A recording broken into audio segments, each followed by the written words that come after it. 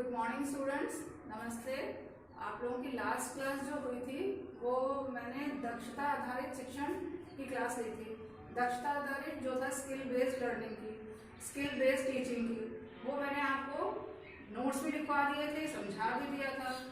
अब हम लोग उसका नेक्स्ट स्टेप लेंगे टीचिंग का, जो कि है उपचारात्मक शिक्षण। अब उपचारात्मक जो वर्ड है, जो शब्द है, ये उपचार से आपको एक अर्थ निकल कर आ रहा होगा जिसका मीनिंग होता है, इंग्लिश में जैसे हम कहते हैं तो इसको कहते हैं रेमेडी। रेमेडी के नाम से अगर आप रिकॉग्नाइज करते हैं, रेमेडी मतलब क्या होता है कि रेमेडी का मतलब होता है किसी चीज का उपचार। तो उपचार आप कब करते हो, ये आपने कभी गौर किया है? इससे ही एक मिलता जुलता शब्द हमारा आता है, जिसे हम इसके पहले उपचार आप किसका करोगे, मतलब उपचार जिसका आपको करना है उसके लिए आपको कुछ चाहिए तो तभी तो आप उपचार करोगे। जैसे कि हमारे मतलब किसी की बीमारी है, कौन सी बीमारी है, जब तक आप ये नहीं जानोगे तो उपचार किसका करोगे? तो उसी को कहते हैं, पहले हम जैसे कहते हैं निदानात्मक शिक्षण, निदानात्मक शिक्षण, और इसी से है उपचारात्मक शिक्षण। अब मैं आपको समझाती हूँ, देखिए। और इसके एक अबव आता है जिसे कहते हैं उपलब्धि परीक्षण।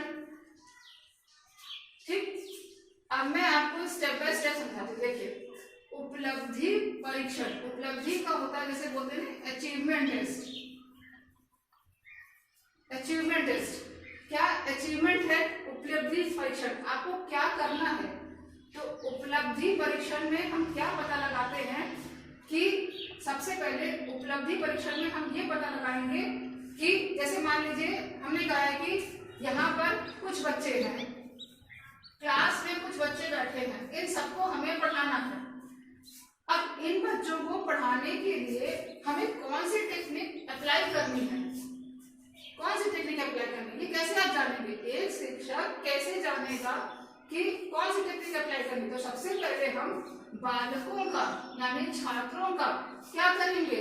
वर्गीकरण करेंगे। वर्गीकरण मतलब क्लासिफिकेशन। आप पहले बालकों को बांटेंगे ना कि बालक कैसे है हमारी कक्षा में। तो जैसे कि हम मान लीजिए कहते थे मंद बुद्धि का बालक है, सामान्य बालक है या प्रतिभाशाली बालक है। मंद बुद्धि बालक है, सामान्य बालक है या प्रतिभाशाली बालक है, तीन तरह के बालक हैं। अब जब मैंने जान लिया कि मेरी कक्षा में इस तरह के बालक हैं, अब मैं उनके अनुसार, जैसे कि मान लीजिए हमें वर्गीकरण कर लिया है कि बालक कितने प्रकार के होते हैं, तीन प्रकार के बालक होते हैं। अब उन तीन प्रकार के बालकों में अब मुझे निदानात्मक शिक्षण करना है। निदानात्मक शिक्षण क्या कहलाता है? कहने का मतलब है यहाँ पर हम क्या करेंगे? समस्याओं की, किसके समस्याओं की? बालकों के, बालकों के समस्याओं की क्या निकालेंगे? समस्याओं का पता लगाते हैं। बालकों की समस्याओं का पता लगाते हैं। हमें मालूम चल गया बालकों की समस्याओं का पता लगाते हैं। निदानात्मक मतलब क्या होता है? जैसे मैंने सबकी इंग्लिश आपको लिख के दिखाई है, तो निदानात्मक मतलब होता है डायग्नोस्टिक। डायग्नोस्टिक, जैसे कि मैं लिखती हूँ यहाँ पे वर्ड, देखिए डायग्नोस्टिक। ठीक है, हम किसी चीज को डायग्नोस करते हैं। डायग्नोस करके हमें ये मालूम चलता है कि हमें समस्या मालूम, जैसे कि मान लीजिए फॉर एग्जाम्पल बुखार है, डॉक्टर टेस्ट करता है, कहता बुखार है आपको, मगर डॉक्टर ये नहीं बता पाता है कि आपको मलेरिया है, टाइफाइड है कि कौन सा बुखार है। तो उसके लिए क्या करते हैं? हम डायग्नोस सेंटर में जाते हैं। डायग्नोस सेंटर से जब हमारा जो समस्या पता लगाने डायग्नोस किया जाता है, उसके द्वारा पता होता है कि हमारा फला बुखार है, कौन सा बुखार है। अब जब मुझे या डॉक्टर को मालूम चल गया, चिकित्सक को मालूम चल गया कि इस व्यक्ति को, इस रोगी को ये बीमारी है, अब उस बीमारी, पर्टिकुलर बीमारी का ही तो उपचार करेगा कि पूरे उस व्यक्ति का सारा उपचार करता रहेगा? जो मेन उपचार है वो हो ही नहीं पाएगा इस तरीके से। तो डायग्नोस में हमें मालूम चलता है, यानी कि निदान से हमें मालूम चलता है कि बीमारी कौन है, यानी कि वो बच्चा मंद है, सामान्य है कि प्रतिभाशाली है, ये मालूम चल गया। अब जब ये मालूम चल गया है तो उस प्रकार का शिक्षण कार्य हम अपने क्लास में या कक्षा में करते हैं, उसी को कहते हैं उपचारात्मक शिक्षण। और जब उस प्रकार का करते हैं जिस प्रकार का मेरे छात्रों को जरूरत है, उस प्रकार का किया हुआ शिक्षण कार्य सफल शिक्षण कार्य होता है। जहां पर हम उपचारात्मक शिक्षण क्या कहता है, उपचारात्मक शिक्षण कहता है कि जो समस्या है बालकों की, समस्याओं को शिक्षण सामग्री की सहायता से क्या करना, हल करना। अभी आपको लिखवा देंगे, ठीक है। शिक्षण सामग्री यानी समस्याओं को शिक्षण सामग्री की सहायता से हल करवाना, ये कहलाता है उपचारात्मक शिक्षण।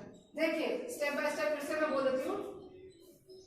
पहले हम उपलब्धि परीक्षण करते हैं, अचीवमेंट टेस्ट जिसे कहते हैं, जहां पर हमें ये ज्ञात होता है कि बालक कितने प्रकार के हैं या समस्याएं कितने प्रकार की हैं, हमें ये मालूम चल गया। अब हमें ये मालूम करना है कि किस समस्या से हमें डील करना है या किस समस्या से हमें फाइट करना है, वो आता है निदानात्मक, जहां पर हम समस्याओं का पता लगा लेते हैं। अब जब समस्याएं हमें मालूम चल जाती है तब क्या करते हैं, जब समस्या हमें मालूम चल गई तो उस समस्या का हम उपचार कर लेते हैं, तो वो शिक्षण कहलाता है हमारा उपचारात्मक शिक्षण। समझ में आ गया। आप थोड़ा सा रिटर्न बैक कराते हैं, अब आप लोग थोड़ा सा पॉइंट्स लिख लीजिए, ठीक है, दोनों के बारे में।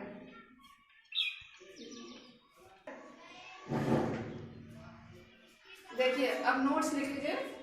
उपलब्धि परीक्षण, उपलब्धि परीक्षण क्या है, बालकों का वर्गीकरण। निदानात्मक शिक्षण, डायग्नोस्टिक टीचिंग, जहां पर हम समस्याओं की पहचान करते हैं, ठीक। उपचारात्मक शिक्षण, रेमेडियल टीचिंग, समस्याओं को दूर करने के उपाय करना, किसके द्वारा, शिक्षण विधियों के द्वारा, शिक्षण सामग्रियों के द्वारा, जो आपकी सहायक सामग्री होती हैं, जैसे हम कहते हैं जिनको शॉर्ट में कहते हैं टीएलएम, टीचिंग लर्निंग मटेरियल, उनके द्वारा। अब निदान हमें किस किस का करना है, जैसे कि मान लीजिए बालक जब क्लास में होता है, हम जैसे कि जरूरी नहीं कि वो पढ़ नहीं पा रहा है, तो उसका एक ही रीजन होता है कि हम पढ़ा रहे हैं, कई बार समझा रहे हैं, वो समझ नहीं पाता और हम उसको मारने लगते हैं, पीटने लगते हैं, या एक जगह किनारे खड़े होकर 15-20 बार उसको रटवाते हैं। लेकिन ये नहीं, समस्या क्या है उसको पता लगा, जैसे कि बालक क्यों नहीं पढ़ पा रहा है, कहीं उसके साथ पोषण की समस्या तो नहीं आ रही है, खाने पीने की, जैसे कि मान लीजिए खाने की समस्या उसके घर में रहती हो, या बीमारी हो कोई उसके साथ, या गरीबी उसका कारण हो, या कोई ऐसा घर में वातावरण हो जिसके साथ उसका मानसिक प्रताड़ित हो रहा हो, या पिछड़ेपन का कारण जैसे कि मान लीजिए कि वो जो दुनिया जो चीजें वो अचीव करना चाहता है, जो पाना चाहता है, वो नहीं पा रहा है, किनके कारण, इन सब कारणों से, तो वो उसका पिछड़ेपन का कारण हो गया। तो ये सारी समस्या हैं जो उसको अधिगम में पीछे रख देती हैं। अब इसी को गुण के द्वारा कहा गया है कि अधिगम संबंधी कठिनाइयों के, अधिगम यानी लर्निंग संबंधी कठिनाइयों के स्वरूप का निर्धारण करना, ये परिभाषा किसके द्वारा, गुण के द्वारा। और ये किसका है, निदानात्मक शिक्षण का। निदानात्मक शिक्षण क्या कह रहा है कि अधिगम संबंधी कठिनाइयों के स्वरूप का निर्धारण करना ही निदानात्मक शिक्षण है। अब आप इतना नोट कर लीजिए, फिर हम आगे निदानात्मक शिक्षण का।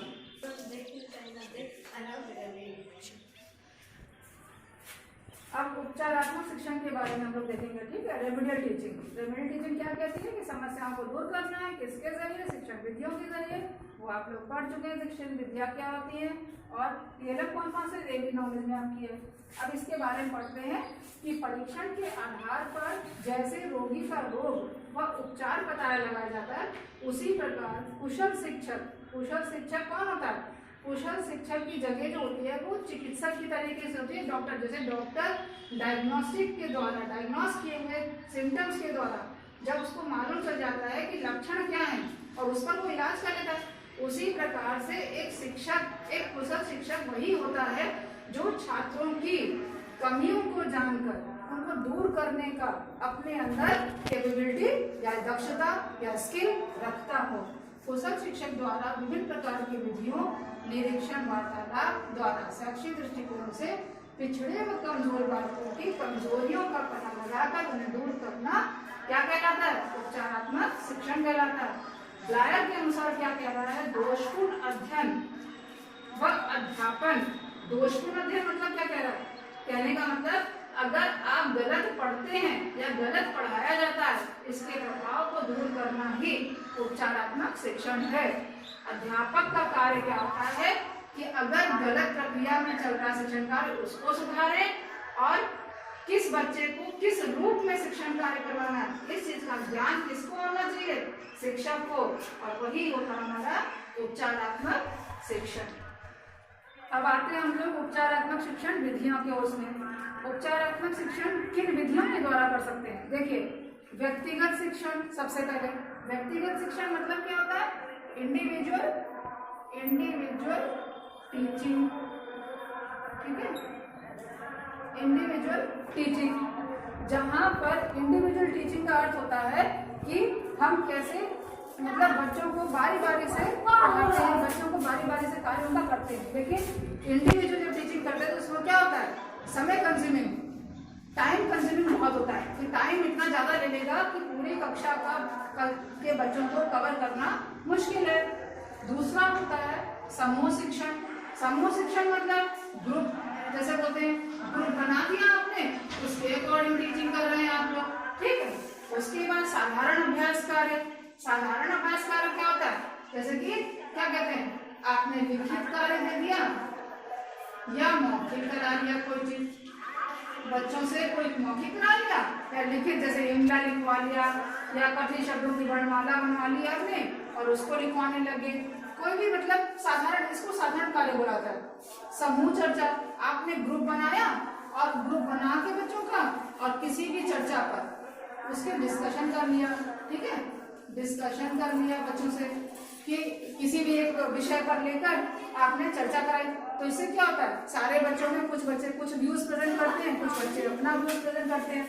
प्रोजेक्ट कार्य, प्रोजेक्ट कार्य में आपने घर में दे दिया, जैसे मान लीजिए कि जल वाले पक्षियों के, जो जल वाले जानवर होते हैं उनका, और जो थलचर होते हैं जो आसमान में उड़ने वाले हैं, उन पक्षियों का चार्ट अलग अलग बना के लाइए। तो ये क्या हो गया? ये आपके प्रोजेक्ट कार्य हो गए।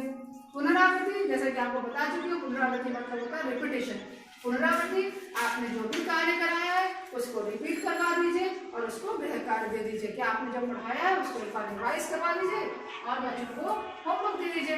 होमवर्क हम किसमें से देते हैं? जो हमारा पढ़ाया हुआ मैटर है, और पढ़ाए हुए मैटर में होमवर्क देते हैं वो हमारी पुनरावृत्ति, और उससे क्या होता है? बच्चे का उपचारात्मक शिक्षण हल हो जाता है कि हाँ, हमने इन विधियों के द्वारा, इनमें से कोई भी 2 या 1 विधियों के द्वारा हमने शिक्षण कार्य किया और उसके द्वारा बच्चों का हमने जो है क्या कहते हैं, समस्याओं को दूर करने की उपाय करे। किसने? शिक्षक ने।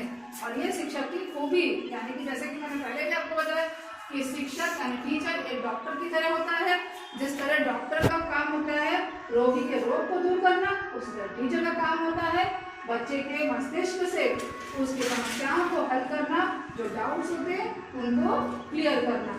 अब मैं आपको 2-3 बातें बताती हूँ, जैसे कि निष्कर्ष बोलते हैं कि इस पूरे पाठ का निष्कर्ष क्या होता है। पूरे पाठ का निष्कर्ष क्या निकल रहा है कि सबसे पहले निदान जरूरी है और उसके बाद उस चीज का आप उपचार करते हैं। उपचार पहले नहीं आ सकता है, बिना निदान के उपचार होना संभव नहीं है। जब तक आप जानेंगे नहीं कि छात्र में कमी क्या है, तब तक आप दूर किस कमी को करेंगे। तो उसी प्रकार से कि बच्चों की कमियों को जानना शिक्षक का कार्य है, उसके बाद उन कमियों को दूर करना, हर समस्या को हल करना ज़्यादा आसान हो जाता है। इसीलिए छात्रों का पहले हम वर्गीकरण कर लेते हैं, उसके बाद उनकी समस्याओं को पहचान लेते हैं इजली, और उसके बाद इन्हीं समस्याओं को दूर करते हैं। किससे? शिक्षण विधियों के द्वारा। ये हमारी क्लास हुई, जिसको समझ में आई है बताइएगा, और जो इसमें डाउट्स हो प्लीज फिर से उसको अंडरलाइन करके पूछ लीजिए। नेक्स्ट क्लास में हम आपको बता देंगे।